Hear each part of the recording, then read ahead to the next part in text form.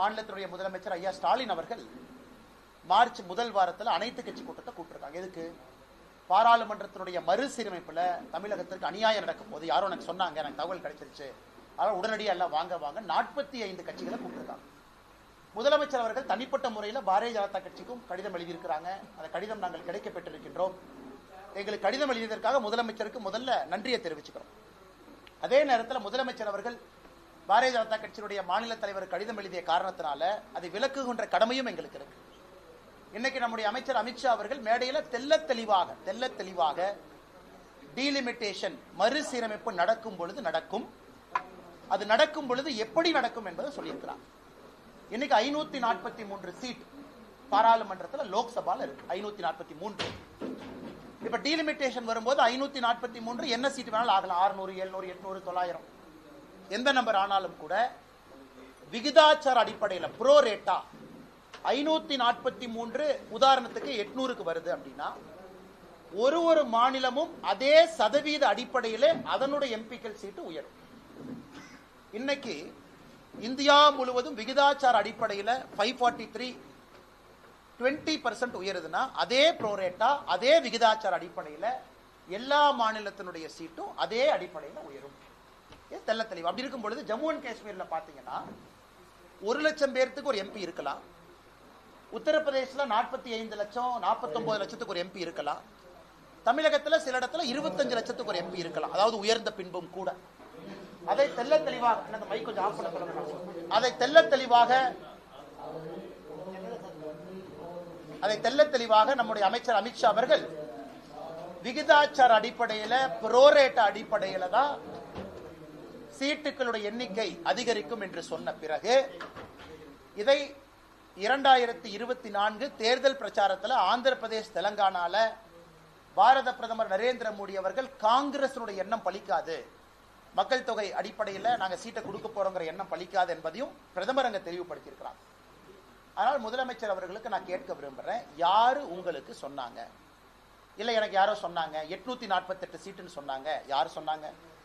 தமிழ்நாட்டுக்கு 22 சீட் அதிகமாகணும், ஆனா 10 சீட்டு தான் அதிகமாக போகுது, 12 சீட்டு கம்மியாக போகுது. யாரு சொன்னாங்க? இன்னைக்கு மேடையில நாங்கள் தெளிவுபடுத்தி இருக்கின்றோம். நீங்க தெளிவு பண்ணுங்க, உங்களுக்கு இந்த தகவலை கொடுத்தது யார்?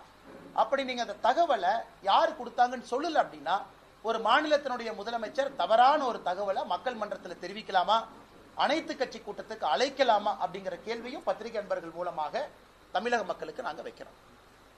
இது முக்கியமானது, முதன்மையானது. மிச்சதெல்லாம் அமித்ஷாஜி அவருடைய பேச்சை நீங்க கேட்டீங்க. எந்த அளவுக்கு யூபிஏ காலகட்டத்தில் 2004 14 வரை நிதி கொடுத்திருக்கோம். நேரடி நிதி பகிர்வு, திட்டங்களுக்கு கொடுக்கப்பட்ட நிதி மோடி ஐயா காலகட்டத்தில் 5 மடங்கு உயர்ந்திருக்கிறது. நேரடி நிதி பகிர்வு யூபிஏ 10 வருஷத்துக்கும் மோடி ஐயா கொடுக்கக்கூடிய 5 வருஷத்துக்கும் devolution and grant in aid 5 மடங்கு உயர்ந்திருக்கிறது. அப்படி இருக்கும் பொழுது எப்படி மத்திய அரசு நிதி கொடுக்கவில்லை என்கின்ற குற்றச்சாட்டை ஏன் வைக்கிறீங்க அப்படிங்கிற கேள்வியும் அமித்ஷா அவர்கள் வைத்திருக்கின்றார். அதற்கான புள்ளி விவரம் எல்லாம் அமித்ஷாஜி கொடுத்தாங்க, அதை நீங்க பார்த்தீங்க.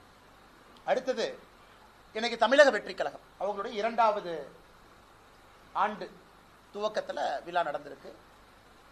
சகோதரர் விஜய் அவர்கள் பேசும் பொழுது மத்திய அரசு மாநில அரசு ரெண்டையும் குறை சொல்லியிருக்கிறாங்க.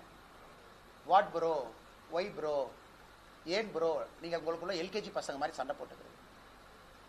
நான் விஜய் அவர்கள் கேட்கிறேன், practice what you breach bro, why bro telling lies. இது சகோதரர் விஜய் அவர்களுக்கு நான் சொல்றேன், உங்க குழந்தைக்கு 3 மொழி, நீங்க நடத்துகின்ற விஜய் வித்யாசிரம் பள்ளியில 3 மொழி, ஆனா தமிழக வெற்றி கழகத்தினுடைய தொண்டர்கள் குழந்தைங்களுக்கு 2 மொழி. What bro, practice what you breach bro. அதாவது சொன்னதை நீங்க என்ன வாழ்க்கையில் நடந்துக்கிறீங்களோ அதே மாதிரி செய்யுங்க ப்ரோ அப்படின்னு விஜய் அவர்களுக்கு தமிழக பாரதிய ஜனதா கட்சி சார்பாக இந்த நேரத்தில் நான் வலியுறுத்துகின்றேன். அதே நேரத்தில் கையெழுத்து இயக்கம் கெட் அவுட், கெட் அவுட்னு ஆரம்பிக்கிறாரு. பிரசாந்த் கிஷோர் விஜய் அவரை பார்த்து கெட் அவுட்னு அவரே சொல்றாரு. இதோட ஆச்சரியம் இந்தியாலே பார்த்ததில்லை. கெட் அவுட் ஆரம்பிச்சு 1 நிமிஷத்துல அருமை அண்ணன் பிரசாந்த் கிஷோர் அவர்கள் பக்கத்தில் இருக்கிறாங்க. எல்லாம் கெட் அவுட்னு கையெழுத்து போடுங்க. உன்னை ஆதவ அர்ஜுன் அவர் கையெழுத்து போடுறாரு, அண்ணன் புஷி ஆனந்த் அவர் கையெழுத்து போடுறாரு. உன்னை பிரசாந்த் கிஷோர் அவர் நான் கெட் அவுட்னு சொல்லிட்டு கையெழுத்து போடாம எஸ்கேப் ஆகி போயிட்டார். அதனால இந்த கெட் அவுட் ஆரம்பித்த 30 செகண்ட்லயே இந்த கெட் அவுட்டுக்கான என்ன மரியாதை என்பது விஜய் அவர்களுக்கு ஆலோசனை சொல்லக்கூடிய சகோதரர் பிரசாந்த் கிஷோர் அவருடைய நடவடிக்கை நமக்கு காண்பித்து கொடுத்துருச்சு. அதனால இந்த கெட் அவுட், இதெல்லாம் வந்து ஒரு காரணத்திற்காக இருக்க வேண்டும். எங்கேயும் யாரும் எந்த மொழியும் திணிக்கல. அதனால practice what you breach bro. What bro, நீங்களே ப்ரோன்னு பொய் சொல்லாமா ப்ரோ? அதனால அருமை சகோதரர் விஜய் அவர்கள் இதை செய்ய வேண்டாம் என்று அன்போடு வலியுறுத்தி, அதன் பிறகு பத்திரிகை நண்பர்களுக்கு கேள்வி இருக்கும்.